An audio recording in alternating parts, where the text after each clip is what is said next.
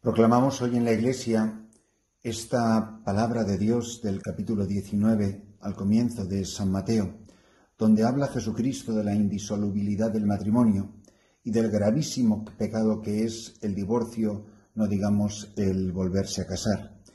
Por eso me temo, lamentablemente no creo que me equivoque mucho, me temo que hoy quizá muchos sacerdotes, si tienen que salir a predicar, ya buscarán la manera de predicar sobre la primera lectura.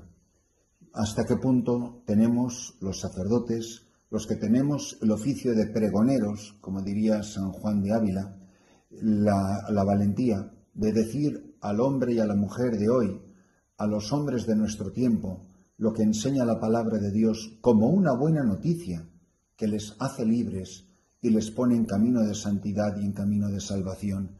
¿Y cuántos sacerdotes no somos gravísimamente culpables por no predicar al pueblo de Dios cuando sale este Evangelio y cuando no sale este Evangelio? De iluminar las conciencias y las vidas de las ovejas, de las personas confiadas a nuestro cuidado sobre la verdad de la indisolubilidad del matrimonio. ¿Es lícito?, le preguntaron unos fariseos, para ponerlo a prueba, ¿es lícito un hombre repudiar a su mujer por cualquier motivo? Y él respondió, ¿no habéis leído que el Creador en el principio los creó hombre y mujer? Y dijo, por eso dejará el hombre a su padre y a su madre, y se unirá a su mujer, y serán los dos una sola carne, de modo que ya no son dos, sino una sola carne. Pues lo que Dios ha unido, que no lo separe el hombre, es lo que dice Jesucristo. En el principio no fue así. Es verdad que se dijo en el Antiguo Testamento, pero yo os digo que si uno repudia a su mujer, no hablo en el caso de unión ilegítima, y se casa con otra, comete adulterio. Vamos a ver, ¿qué es lo que no está claro de las palabras de nuestro Señor Jesucristo? Uno podrá estar en desacuerdo, pero lo que no puede uno es dudar de lo que ha dicho Jesús en el Evangelio. Y es importantísimo volver a las palabras de Jesús porque Él hace referencia al libro del Génesis, que es el plan original de Dios antes de que lo frustrara el pecado del hombre. Dios ha creado al hombre por amor y lo ha llamado al amor.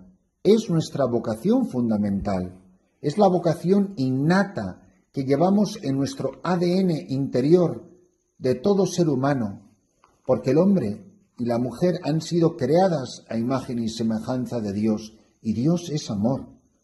Por eso, si Dios ha creado al hombre y a la mujer por amor, los ha llamado también al amor mutuo entre ellos.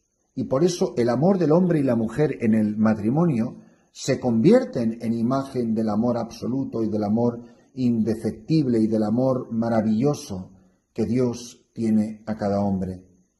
Porque Dios ama a cada hombre, nos llama a amarnos unos a otros y llama al hombre y a la mujer a amarse indisolublemente,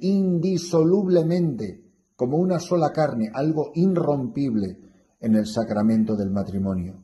Y este amor que Dios bendice está destinado a ser fecundo y a realizarse en la obra común del cuidado de la creación. Y los bendijo Dios, recordad las palabras del libro del Génesis, y les dijo, sed fecundos y multiplicaos y llenad la tierra y sometedla. Es importantísimo no perder de vista esta realidad. Pues ¿por qué? Porque la alianza nupcial entre Dios y su pueblo Israel, que estaba preparando la nueva y eterna alianza, mediante la que el Hijo de Dios, encarnándose y dando su vida, se unió en cierta manera con toda la humanidad, salvada por él. Recordad las palabras preciosas de Gaudium et Spes.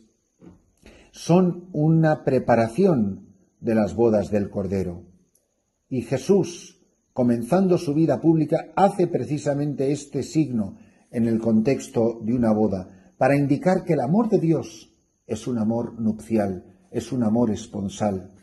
Y lo dirá San Pablo, os he querido desposar como una virgen casta con un solo marido que es Jesucristo. Si el amor de Cristo es infinito y es indisoluble. Es imposible que se separe la cabeza, que es Cristo, del cuerpo, que es la Iglesia, que Cristo es el esposo y la Iglesia es la esposa, y la esposa está representada, es decir, hecha presente en ti y en mí, en cada uno de nosotros.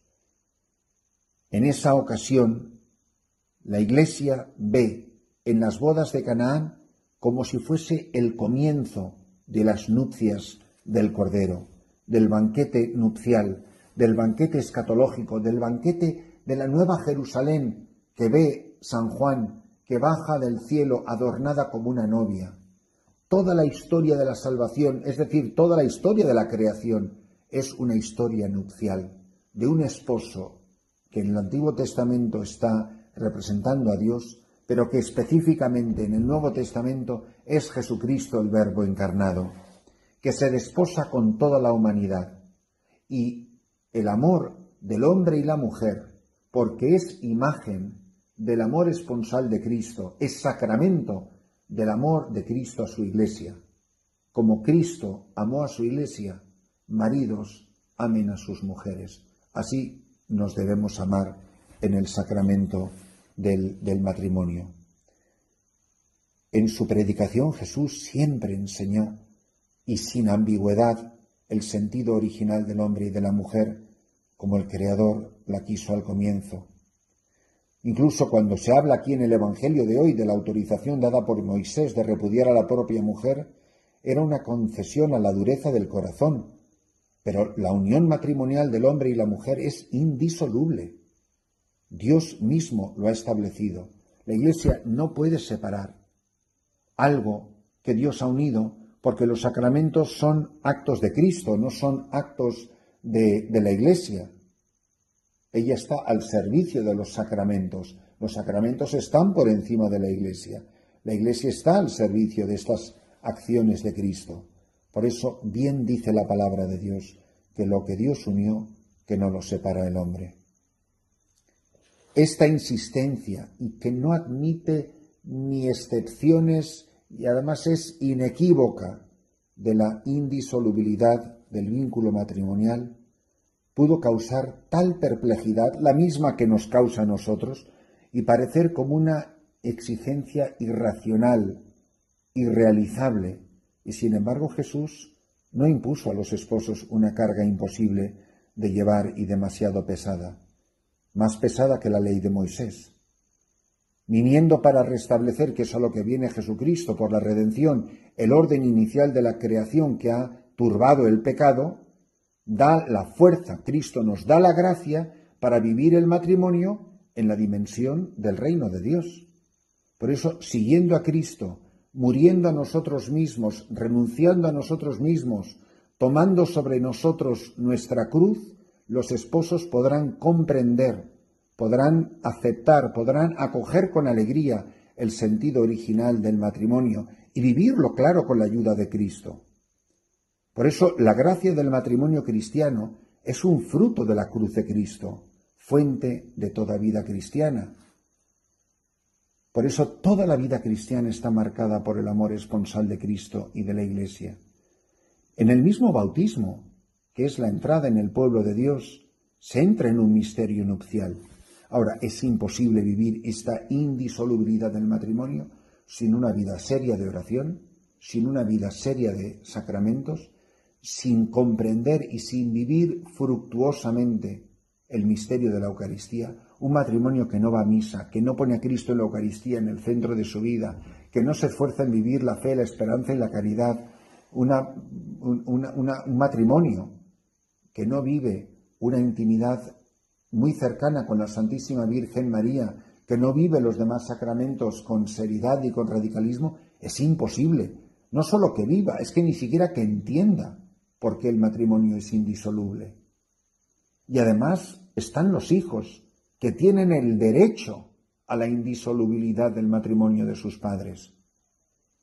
Por eso es importantísimo decirle a quien está fornicando, que quien está teniendo relaciones con una mujer sin estar casado por el sacramento del matrimonio, está cometiendo un pecado mortal, se está jugando la vida eterna y corre el peligro de irse al infierno.